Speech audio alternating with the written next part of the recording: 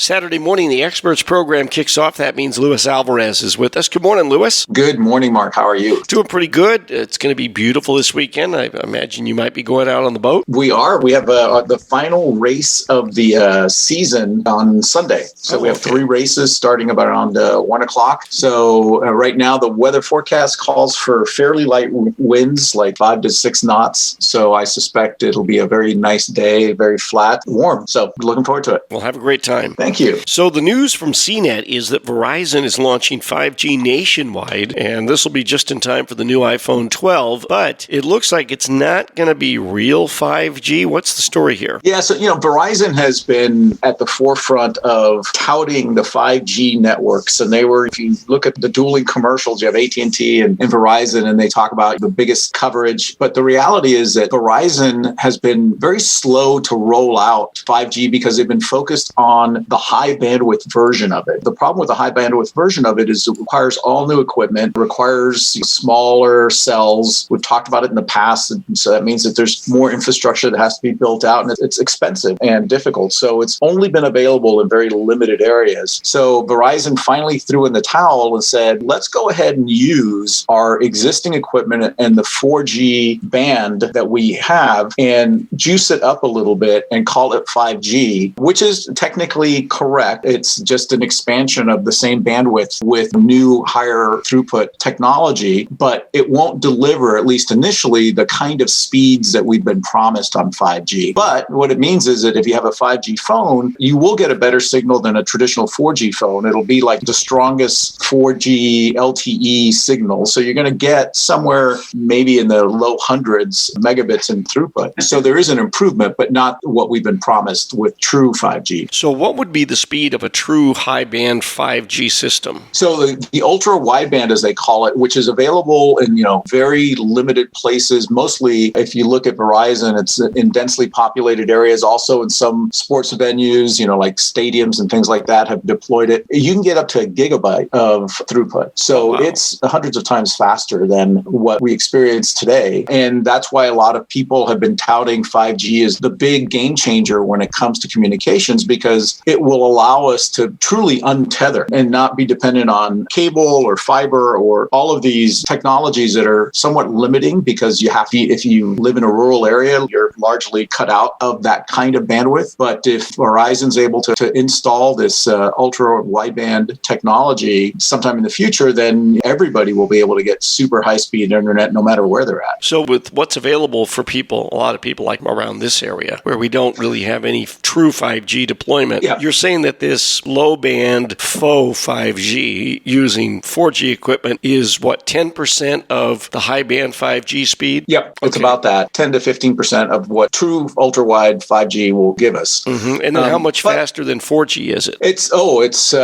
significantly faster than 4G. The traditional 4G signal is limited to 25 to 30 megabits. Okay, so this would be about 3 times faster. Yeah. Okay. So if you want to invest in a 5G phone, and like you pointed out, the iPhone 12 was just announced, and it's the first 5G Apple product. Samsung has a lot of 5G phones, and there's a lot of even low-cost 5G phones that are available now because the chipsets have gotten cheaper, and higher production means lower cost. Traditional supply chain, how it works. So there's a lot of 5G phones out there, but they're kind of stuck reverting back to 4G. But if you're a Verizon customer, once Verizon makes this change, there will be some software updates, firmware updates that will have to happen on the phones if you're a Verizon customer, and that'll roll out over the next few weeks. You'll be able to take advantage of this higher throughput, but yet not really 5G version of 5G. And it will actually make Verizon on par now with T-Mobile and AT&T, which took this route originally because they recognized, hey, let's just get something called 5G out there, and we can, win the marketing wars that our 5G network is out there and Verizon lags. And Verizon stubbornly held on to this belief that they could really,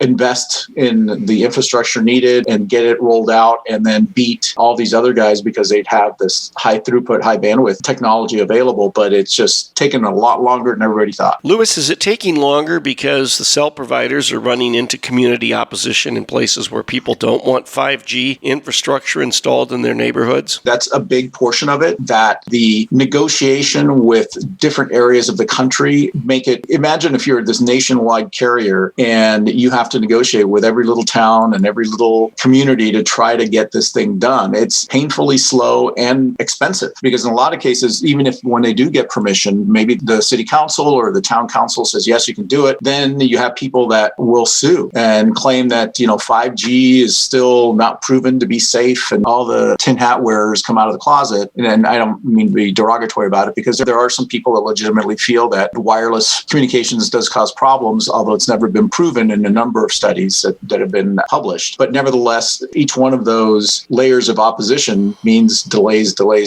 Right. Whereas if you can just take your existing infrastructure, change the technology through modifying the software and its performance and get a little bit of improvement, then you can just move on and worry about the rest of the 5G build out, the ultra wide stuff down the road. So as they're repurposing some of the equipment on their towers, what's losing out? Is this kind of what we talked about a few months ago where we would see 3G service disappear because they were going to repurpose that vertical real estate on the towers for faster equipment like 5G? Yeah, basically that's what you're going to start seeing is that if you're clinging on to an older phone that you really love because it was handed down to you by your grandpa and it only runs 3G, you're probably going to be obsoleted by the end of this year or for sure by the middle of next year because there's only so much bandwidth available. And if you're going to repurpose some of that bandwidth for this new updated version of 5G, then you're going to have to give up something. And that will be those older, slower technologies that really don't have a lot of people using them anymore. Mm-hmm. But there's still a few people out there that will be forced to upgrade. All right. And how much longer before the MVNOs start to add this slower 5G service? Since they use the existing T-Mobile, AT&T, and Verizon infrastructure, probably pretty quickly. Okay. Because they don't build out their own networks. They just buy bulk from the traditional carriers and pay a lower price because of the amount that they're buying and then pass that savings on to their customers. Okay. So we'll see those available as soon as the prices of phones come down. You're not going to buy the $1,200 phone and use credits to be online. You're going to probably use one of the big carriers for that. So basically Straight Talk and consumer cellular providers like that, they'll be coming along with this slower 5G in a little while, and then the faster 5G for them is down the line. Yeah, the faster 5G is down the line, and that's going to really depend on the price of phones and the availability of the 5G technology being deployed by the carriers and then making it available to those third-party carriers, because they might reserve some of that bandwidth initially just for their customers until they're satisfied that they have enough. Luis Alvarez, CEO of the Alvarez Technology Group, has been our guest this morning. Check him out at alvareztg.com. At AlvarezTG, that's the Twitter handle. And Luis, the toll-free number for the I-Team. Give us a call at 866-78-I-Team. That's 866-784-8326.